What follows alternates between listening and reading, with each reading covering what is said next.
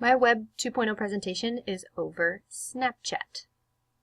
The purpose of this presentation is to describe the Web 2.0 tool, Snapchat, and explore how this popular social media app can be used in the classroom and can enhance student learning. So maybe you are like me,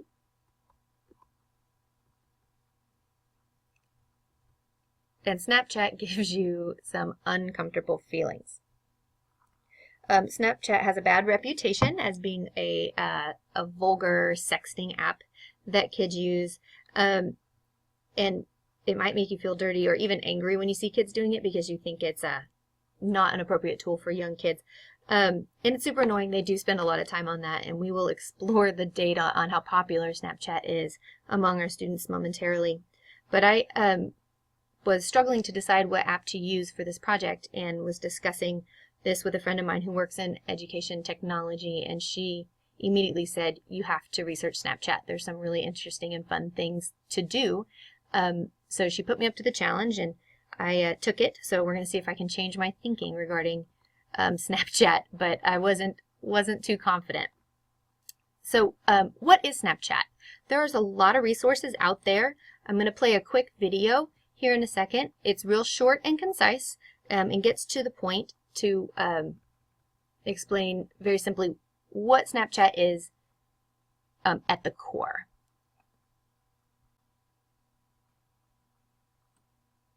This is Snapchat. It's a messaging app that lets users send disappearing texts, pictures, and videos. Teens love it because they can share silly moments, add colorful captions and graphics to their pictures, and set a timer for how many seconds these can be viewed. Some teens may even be tempted to share sexy images. After all, they're supposed to disappear, right? Well, not quite. It's easy to snap snaps. You can either take a screenshot or a photo of the message, or use other apps to capture snaps. Another issue, Snapchat's default setting lets anyone send you snaps. So it's a good idea to change it to friends only. Plus, there's Snap Map, a feature that shows where you are.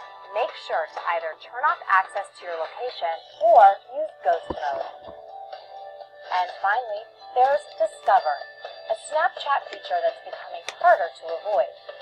It serves up everything from news to, of course, marketing. For more advice on the latest social media apps, visit us at commonsense.org.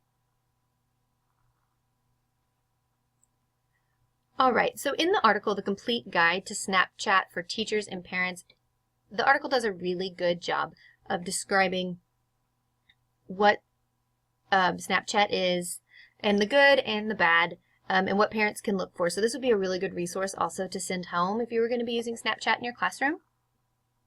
But some quick facts about it is that it is a video messaging app that was invented by two young college students. And the whole premise is that the videos do disappear. You can edit them. They're very funny. They're very short. They can only be up to about 10 seconds long in individuals. And after that, they are, in theory, gone forever. So it's supposed to be an in-the-moment, live-in-the-moment type motto. So it was launched in 2007, and like I had said, it promotes a living-in-the-moment attitude. It consists of photos and videos, and there's a component of Snapchat called My Story, which we'll talk more about in a moment, but those only last 24 hours. Individuals can adjust the time limit and how long they are available, so it is at the user's control. This app is for kids from 13 and up. So this is not for elementary school kids, but this is kind of targeted more towards high school, I think. I'm not even sure I would feel comfortable using it at middle school, but that would be up to the teacher. However, some fun contradicting advice. It is the #1 social media tool for ages 12 and up. So I'm curious here where they got these numbers, but the Snapchat website is super friendly. Their motto on the website is they believe that reinventing the camera represents our greatest opportunity to improve the way people live and communicate. And communicate is exactly what we are going to get into and how we can use this app in the classroom. The data right now shows that there are 14 million users on Snapchat and there are 9,000 snaps every second. So there is no denying that our kids are using this to communicate to one another. So let's take a look on how to do this. How to use Snapchat like a normal person. So if you're like me and you didn't know anything about Snapchat, I found 3 different ways that can help you. I'm a visual person, so I like to go just straight to Pinterest and type in how to use Snapchat, and you get these wonderful visual images that you can use. And in this case, this individual had put all these areas to show you exactly what the buttons do.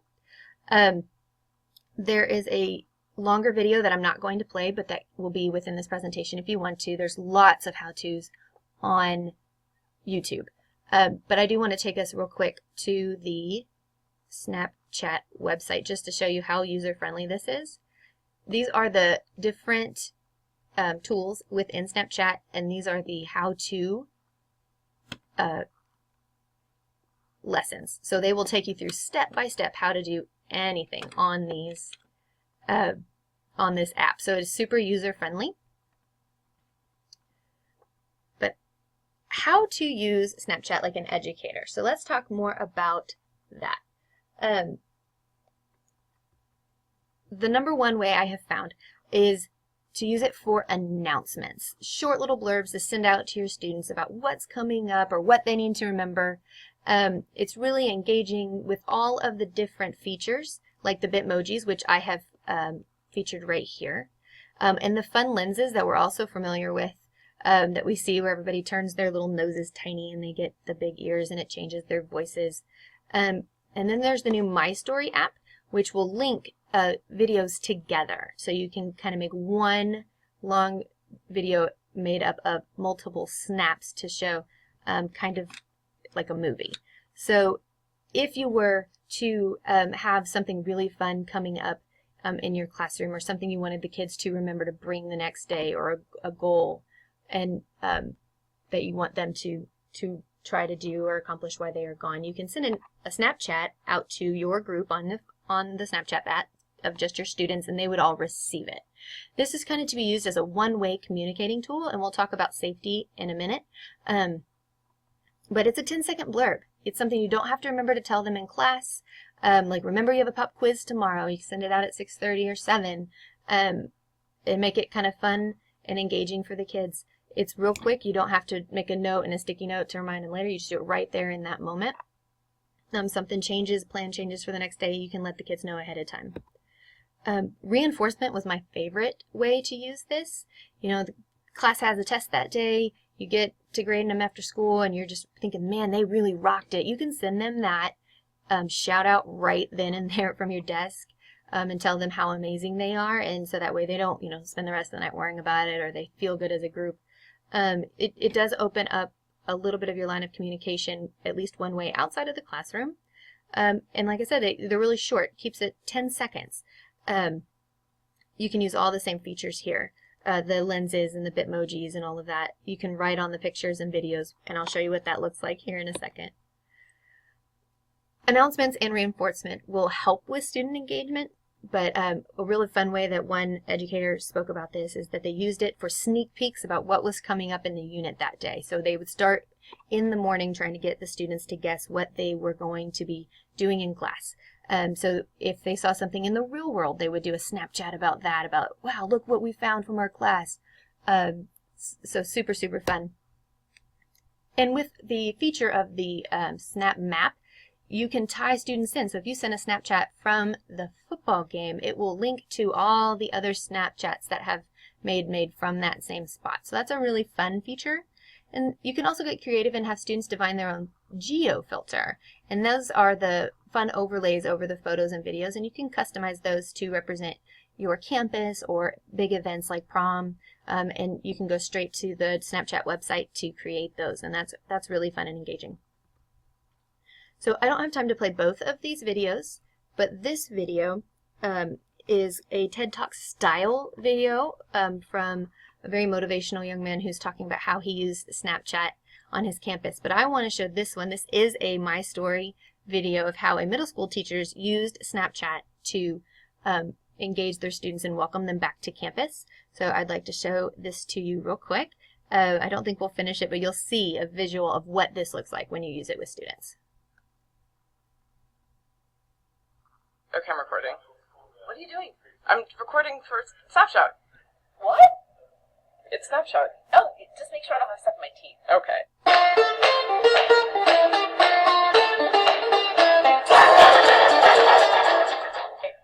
Did you get my good? I think this is my good side. Yeah, you look really good. I like it. Is it on? It's on. Okay, so I'm supposed to tell you something I did over summer. I ran a lot, but I also ate a lot, and I had a good time, and I went to Disneyland with my kids. Oh, that's awesome. Perfect. Oh, I had a really great summer, had a lot of fun, feeling relaxed. Gonna come back a whole new me. That's beautiful. 7 seconds. So, what did you do summer? Well, I think one big thing is switching schools, UWC to SAS, and becoming a part of your community. I visited Canada, even though I'm an American. Oh, so you're really loyal to things, right? No comment. Traitor! You want me to talk about my summer? I was so busy all the time. It was like a hive. We were up in the north of England. So we went to Mexico, and I got to lay around on the beach and eat lots of food, like really good guacamole. I even came up with the term guac-a-clock. Yummy! So what these teachers have done is they're using the My Story feature, where they're taking short videos and they're linking them together into one. And you can transfer these into a YouTube clearly. And so you can see how all the different fun filters and overlays and doodles that you can do over your Snapchats can really engage the kids and kind of get on their level and how they communicate with one another. So that's a really fun way to do it. I thought that was really cute how they did that. Okay, so let's talk a bit about safety. This is the most key thing. So even though there are a number of ways to use this in the classroom, first of all, I don't feel that it really can super duper enhance student learning per se, but it definitely can increase student rapport and engagement and overall just your communication with them and talking on their level, which in turn is a domino effect to increase in student learning.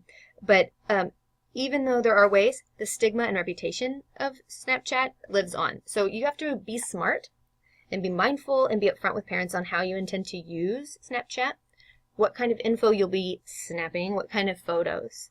I would probably send some of the articles and tools that I had included earlier in this home at the beginning of the year.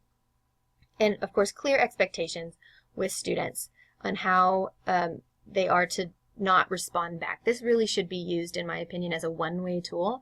I just feel like it leaves up a lot of room for trouble if the students are responding back to you. I'd like to see some more data on that.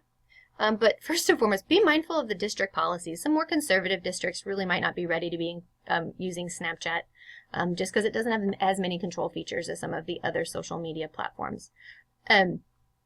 Here is one more video that I don't have time to play today, but it is very useful on how to make sure that you're being safe in how you use Snapchat, and it has some really great suggestions that I've just touched on. You know, never to open a private message sent from a student on Snapchat because things disappear. That can get really sticky really fast.